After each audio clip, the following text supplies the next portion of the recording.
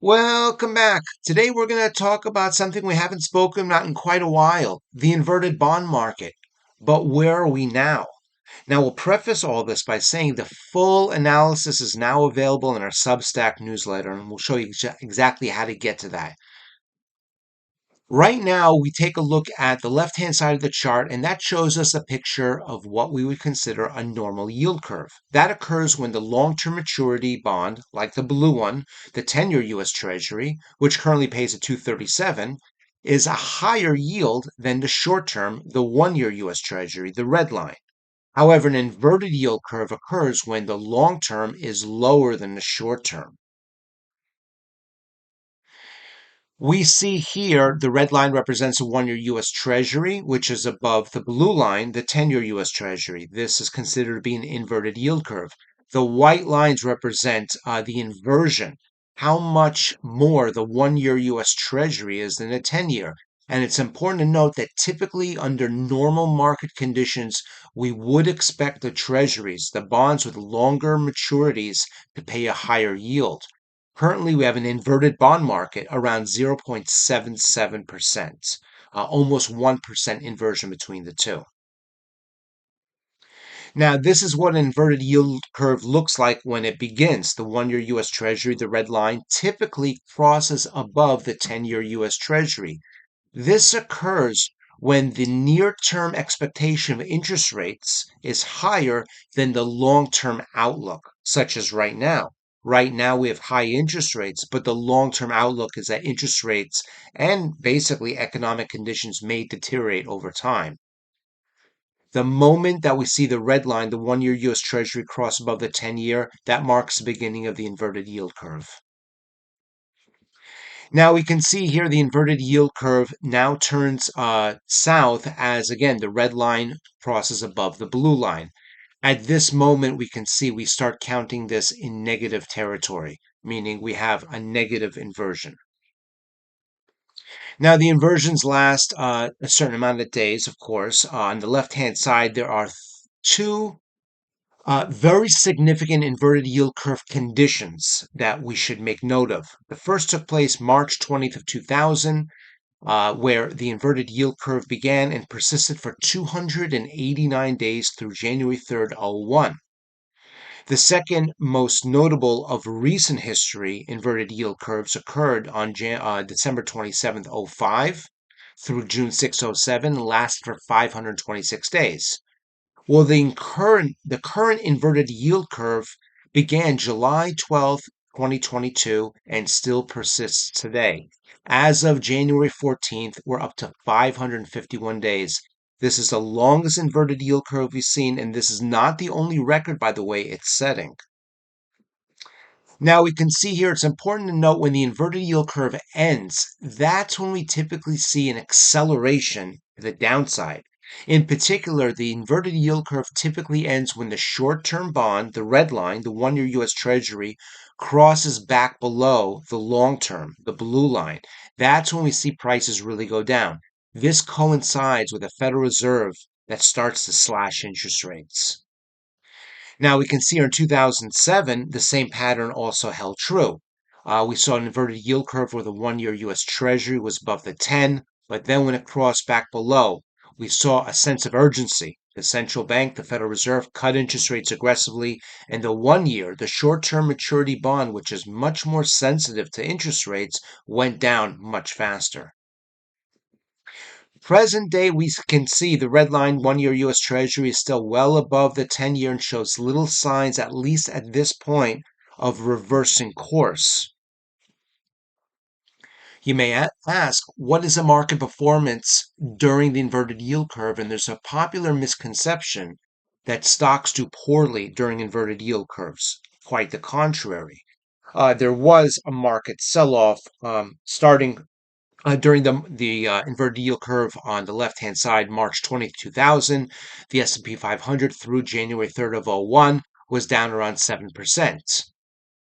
However, in the second instance, starting December 27th, 05 through June 6th, 07, the S&P 500 was up 21% during the inverted yield curve. You see, it's important to note the inverted yield curve takes place when we still have high interest rates in the present, but we expect lower interest rates in the future. Well, if we have high interest rates in the present, that usually coincides with strong stock performance. As of January 14th, we see the S&P 500 has been up 24% since the beginning of the present yield curve inversion beginning July 12th of 2022.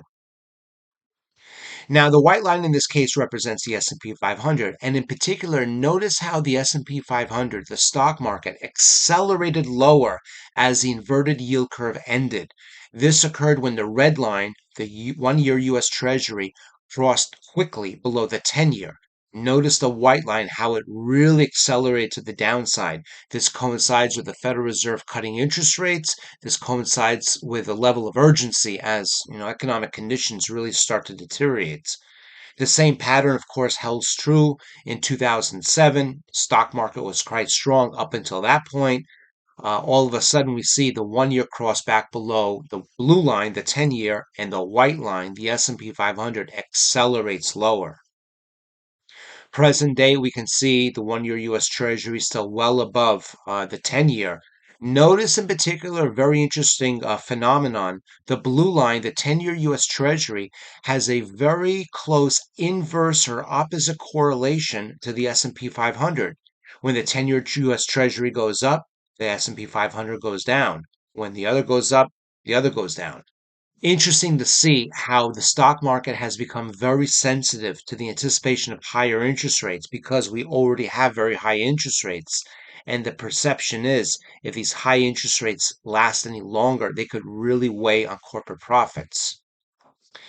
Now, once the inverted yield curve ends, how much longer of a bear market do we expect? Well, we use history as a guide. On the left-hand side, we see the inverted yield curve ended January 3rd of '01, but the bear market that followed lasted another 263 days through September 23rd of that year. On June 6, '07, the inverted yield curve ended, but the stock market did not find a bottom until March 9th of '09, 642 days later. So the end of the inverted yield curve actually marks the beginning of something new. That something new oftentimes is a bear market. We can see here in the year 2000, 2001, the white line's the S&P 500. The histogram bars show us the inversion. When these histogram bars go negative, it shows us that the short-term bond, the 1-year, is above the 10-year, the long-term bond. It's important to note the degree of the inversion, meaning how much is the 1-year above the 10-year? Well, at the deepest point of the inversion, we had a 0.5%, half of 1% inversion. The 1-year bond was 0.5% higher than the 10-year. In the year 2006, we had nearly a 0.5% inversion as well, which was quite significant. Notice that 0.4%, 7%, almost 0.5%. Now notice the stock market performance after the inversion ended in 2001, once the inverted bond market ended. And remember, the deepest part of the inversion was 0.5%. The S&P 500 went down 28%. As the inverted bond market ended in '09, the S&P 500 went down 55%. Certainly the 2008, 2009 stock market, bear market, stock market recession, economic recession was much more severe in '08 as opposed to '01. The 2001 recession was largely based on technology companies, whereas '08 it was more broad-based, affecting financial markets and the housing market as well. Certainly there's an argument to be made on that note. They both had nearly an equal inversion, though. The reason why we bring this up, again, 28% to the downside, 55% to the downside with only a 0.5% inversion. But the current inversion or the current inverted bond market had an inversion as deep as 1.5%, 3 times the 0.5% inversion we saw in the year 2000 and 2008. Will this triple inversion, so to speak, translate into a triple bear market? That's what a lot of analysts are wondering themselves. 1.56% inversion is probably the deepest inverted bond market we've seen in decades, by the way. It's important to note that's the second record that we wanted to mention. The first being that this inverted bond market has persisted now longer than any in recent history. So again, to recap, where are we now? The 1-year U.S. Treasury note, the red line, is still healthily above the 10-year, the blue line.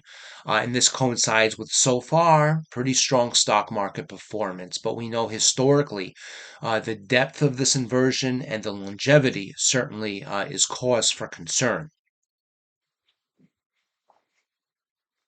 As a reminder, this and other articles are now published on our Substack newsletter, The Inverted Bond Market, Where Are We Now? You may visit that here anytime. Just go to substack.com. No registration required. It's absolutely free. And just simply enter in just the data. And don't forget to put in the underscores in between the words. Just underscore the underscore data. Also, please visit our Twitter page, Just the Data, as well, for daily updates. We hope this has been helpful. We look forward to seeing you back soon.